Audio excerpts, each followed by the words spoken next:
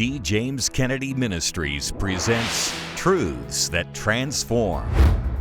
The cultural and political left in America cares about one issue above all others.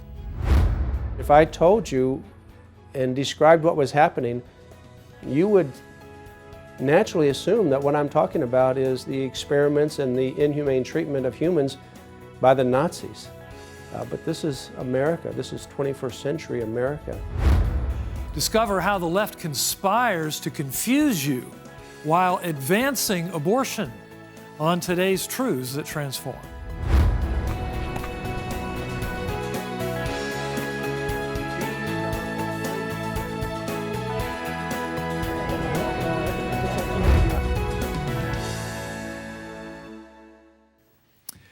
Welcome to Truths That Transform, a production of D. James Kennedy Ministries, where we are standing for truth and defending your freedom. The political left in America is about abortion. Period. End of story. That's why our Supreme Court nominations are now fights to the death, and why the Democrat Party will expel any politician who dares to be pro-life. On today's program, you'll see just how far they are willing to go in pursuit of their grisly agenda. And we'll expose a fraudulent tactic the left is now using to try to fool you. As we begin, America was shocked 5 years ago by a series of undercover videos documenting that Planned Parenthood was engaged in illegally trafficking baby body parts. But instead of prosecuting the ghouls at Planned Parenthood, the radical left has prosecuted the Christian whistleblowers who filmed the videos, costing them enormous legal fees and facing jail time. And do you know who has led that charge? Vice President Kamala Harris and Secretary of Health and Human Services nominee Xavier Becerra. Our own Dr. Jerry Newcomb brings us this report.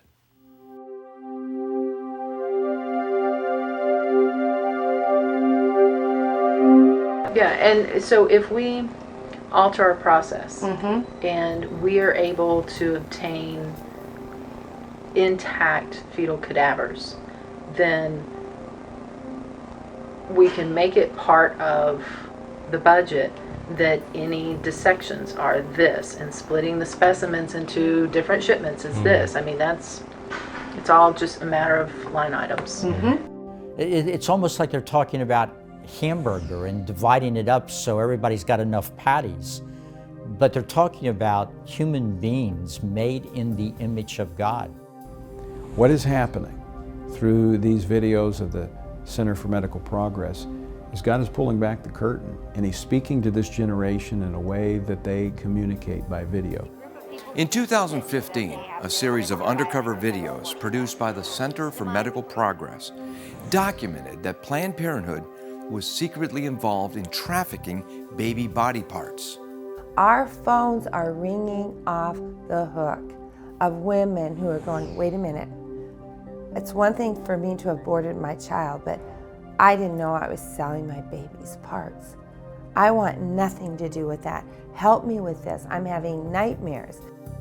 The two people who produced these undercover videos were David DeLayden and his colleague Sandra Merritt. Sandra Merritt is a mother and a grandmother, and she was compelled to reveal the truth of what was going on regarding Planned Parenthood, so she did investigations. And then, like I said, always as many attack livers as possible. People just want livers. People want lower extremities too, which that's simple. I mean, that's easy. I don't know what they're doing with it. I guess they want muscle. But. And they communicated to Planned Parenthood officials and organ procurement companies and videotaped the conversations. And what came out of these conversations is shocking. As a result of what came out in these videos about literally harvesting, selecting babies for extraction of intact baby body parts, creating abortion techniques to abort babies that are fully alive, and extracting their hearts while they're still beating, splitting open their faces while they're still alive to extract intact brains, and then selling those to companies that turn around and sell those body parts for up to $17,000. And then since the fetus was so intact, she said, okay, well, this is a really good fetus and it looks like we can procure a lot from it. We're gonna procure brain.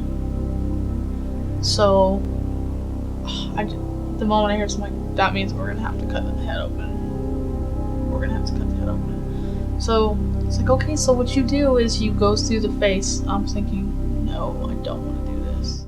They are doing such gross practices that if I described them to you, you would think that it's Nazi Germany.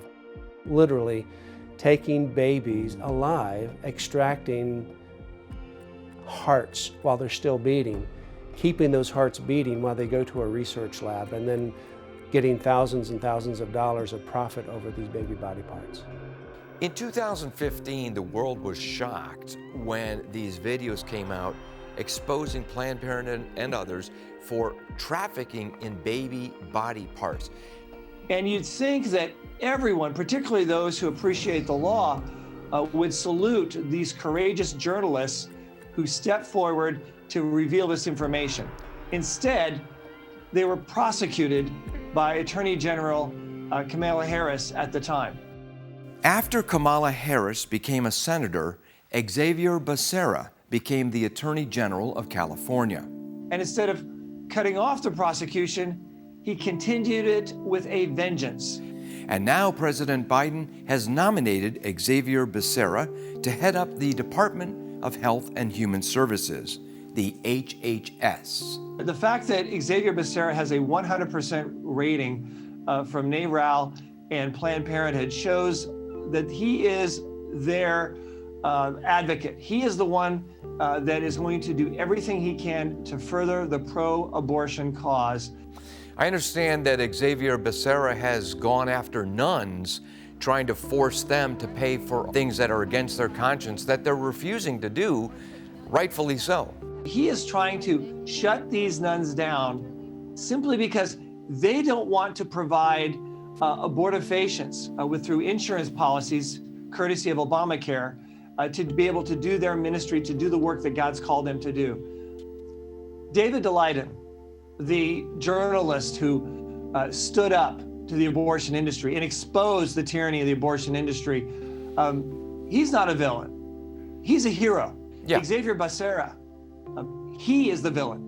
Both David Daleiden and Sandra Merritt are facing bankruptcy and financial ruin for daring to blow the whistle on practices that the left deems sacred. The folks at Planned Parenthood are selling baby parts, and they have no regard for the remains of these precious babies. And they're doing it to make a profit. They're doing it to add to the bottom line of their clinics. I think if Americans can look at these videos and harden their hearts and turn away and pretend like everything is still okay, I think there's really serious problems for our country in that regard. But I think instead what people will do is have their eyes open like never before.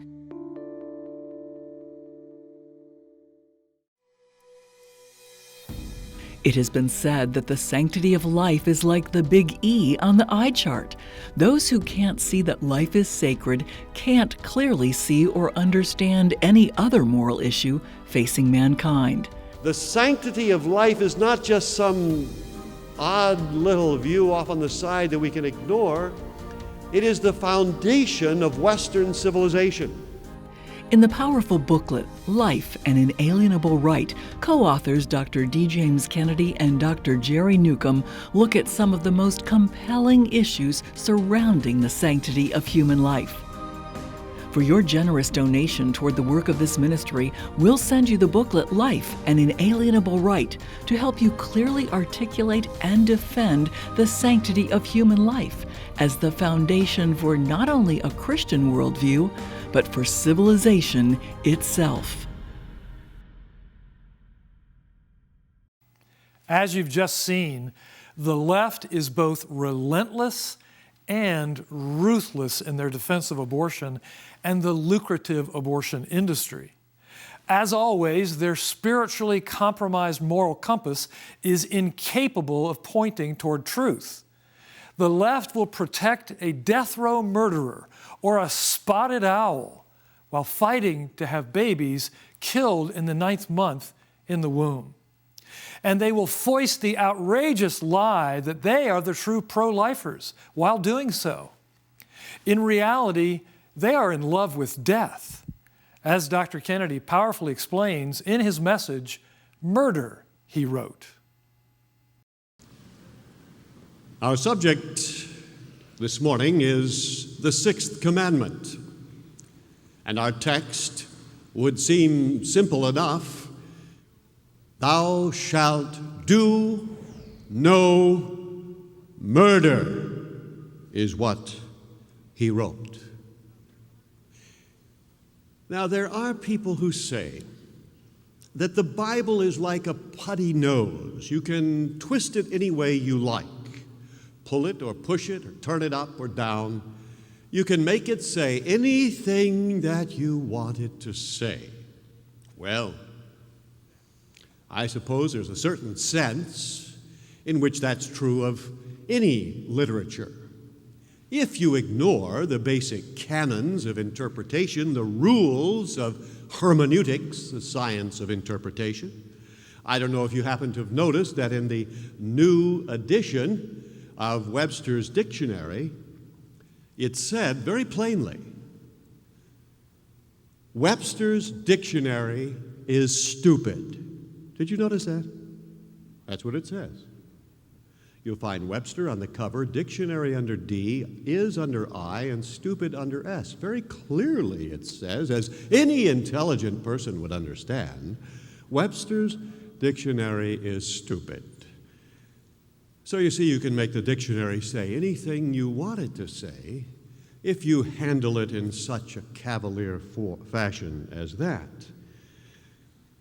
There are 3 basic rules in hermeneutics, the science of interpretation. The first one is this: you examine what the text actually said. Now, when you're dealing with a translation, as we are doing with the Bible, that means that there are times when you have questionable text, whereas though usually the English is quite accurate, there are times when you must go beyond the English, behind the curtain, as it were, of the English text, to find out what was said in the original language of the Hebrew of the Old Testament or the Greek of the New.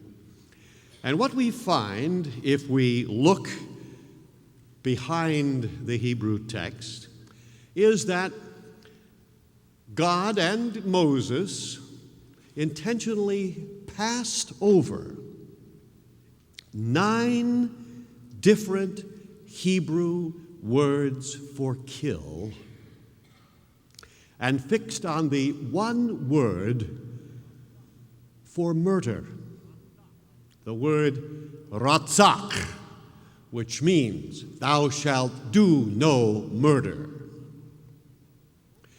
Not only is this true in the Old Testament, but in the New Testament, written originally in Greek, you find that this commandment is quoted a number of times, both by Christ and the apostles, and unfailingly, both Jesus Christ and his apostles pass by some 5 more general Greek words for kill, like anaireo, or apakteno, or thuo, or spato, or diakronizomai, and fix on the one Greek word for murder, which is phanuo, to murder. The noun form of that is phanius, which is always a murderer. So whether you look at the Hebrew Old Testament or the Greek New Testament, you will discover that in every case it was murder that he wrote, the God who gave us the Scripture. So we must examine the text to see what it said. The second rule of interpretation or hermeneutics is to examine the immediate context in which the passage is found. Now, in the Old Testament, this commandment, like the All of the Ten Commandments is found in Exodus 20. And if we examine the context in Exodus 21, we discover that there we read such things as this: He that smiteth a man so that he die shall surely be put to death. Or, and he that smiteth his father or mother shall surely be put to death. Or, and he that stealeth a man and selleth him shall surely be put to death. And in addition to those three, there are three other texts in that very next chapter after the Ten Commandments, the 21st chapter of Exodus, where God gives specific instructions that most surely he shall be put to death.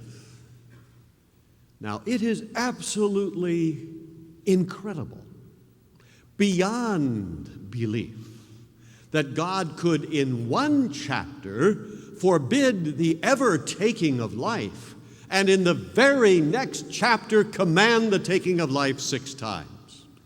It is interesting that in none of those other passages is the word ratzak used, because that is not murder. That was capital punishment, but it is not murder. It was commanded by God. And when we look at the entire context of Scripture, we see that if we go way back before Moses, all the way back to the second beginning of the human race, to that second progenitor of the human family, Noah, and we discover that when he emerged from that flood into a new world, that he brought with him 3 institutions. One was the promise that never again would the world be destroyed by a flood. The second was a commandment that he was to take and eat animal flesh, which had not been done before. And the third was this commandment, which was never given before Noah, and that was, whoso sheddeth man's blood, by man shall his blood be shed. Whoso sheddeth man's blood, by man shall his blood be shed. Now it's interesting that there was no capital punishment prior to to Noah. And what was the result? We read that the entire world before the flood was filled with violence and the taking of life. But because human life is so valuable, and this is seen by the reason appended to that commandment given to Noah, which was, for in the image of God made he man. That is why anyone who takes human life forfeits his own, because he is assaulting the very image of God. He is assaulting his Creator when he takes the life of man. Someone left me a note as he was leaving the earlier service and said, it is interesting that today we kill our babies and baby our killers. I one time spoke on the matter of abortion, and someone said to me afterward, you believe in the sanctity of life? I said, yes, I do. He said, then I assume you are against capital punishment. I said, no, I'm not. And he said, why not? You're not being consistent. I said, no, sir, you are not being consistent. I believe in the sanctity of life, and it is simply because of the sanctity of life that man was made in the image of God that God declared, whoso sheddeth man's blood, by man shall his blood be shed. Woe unto them who call good evil and evil good. And is it not strange that those who speak most loudly in favor of abortion and infanticide and euthanasia are the people that are usually most opposed to capital punishment. They are willing to kill the innocent, but they are not willing to kill the guilty. That is inconsistency. How often have you been confronted by rhetorical arguments like the one Dr. Kennedy just dismantled, accusing Christians of being inconsistent for being anti-abortion and yet in favor of the death penalty? The radicals who support abortion in America never stop stirring their cauldron of deceitful legal, rhetorical, and public relations arguments.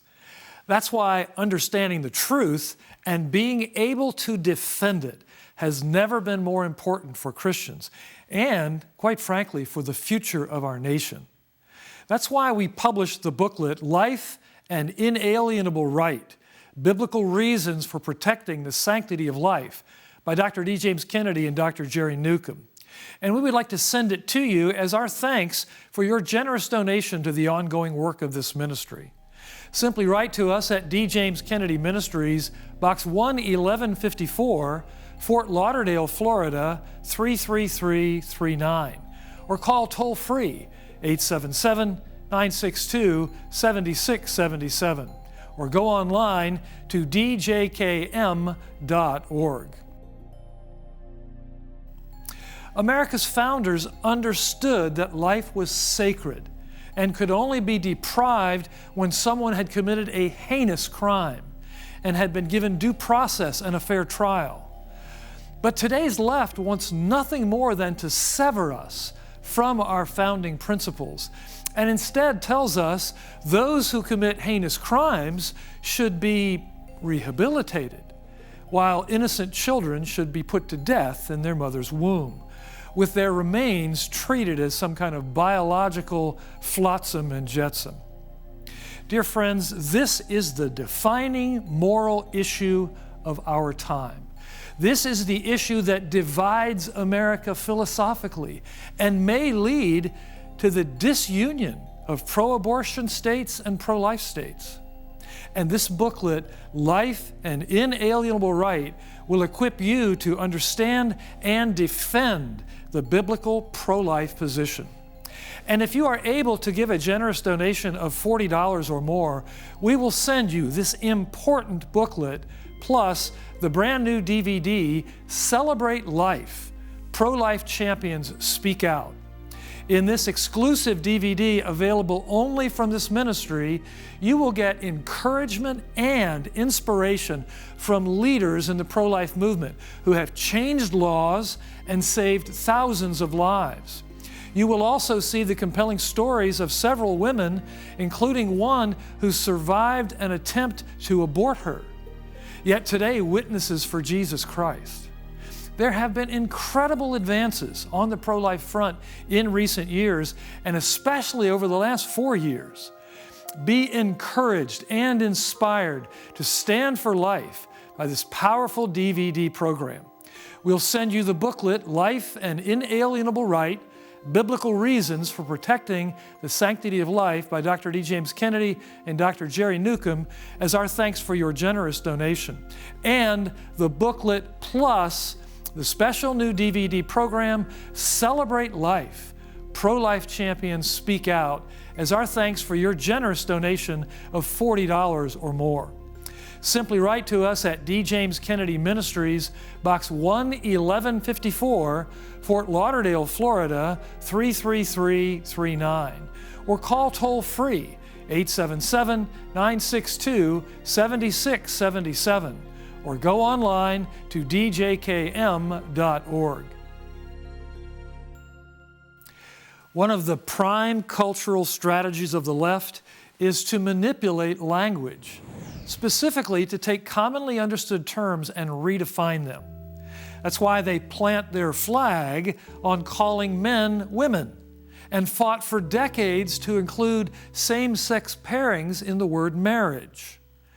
One of the most recent manifestations of this deceitful tactic is their attempt to redefine the term pro-life. During the 2020 election season, an increasing number of pro-abortionists claimed themselves to be pro-life because, they said, they care about life beyond the womb, and their desire to provide government programs to people and open the borders of America constitute true concern for life.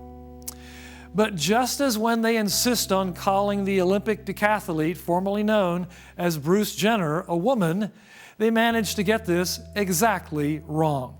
First, one can only question the sanity of those who argue that part of being pro-life entails the murder of the most vulnerable lives among us. To call this being pro-life is to show a wavering grasp on reality. Second, no one, even with a modest cranial capacity, can deny that abortion has become the holy grail of leftist political and philosophical thinking. Let's be clear about all of this. At its foundational level, to be pro-life is to be anti-abortion. We want to preserve those lives made in the image of God.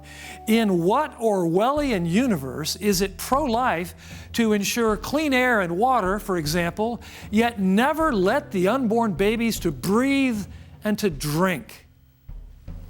Third, the left's fraudulent pro-life rhetoric is falsified daily by true pro-lifers. Not only are pro-lifers in favor of allowing babies to be born, they are the greatest supporters by far of human life at all stages of development. And they put their money where their mouths are, something the left seldom does. Christians are more than twice as likely as all other groups to adopt children. And people who go to church nearly every week give away nearly 3.5 times as much of their money as those who rarely or never go at all. While embarrassingly miserly with its own money, the left promises to use yours for counterfeit pro-life programs. Sadly, millions of unborn babies have not survived the Planned Parenthood gauntlet to see the light of day, let alone to benefit from the left's phony and deadly pro-life charade.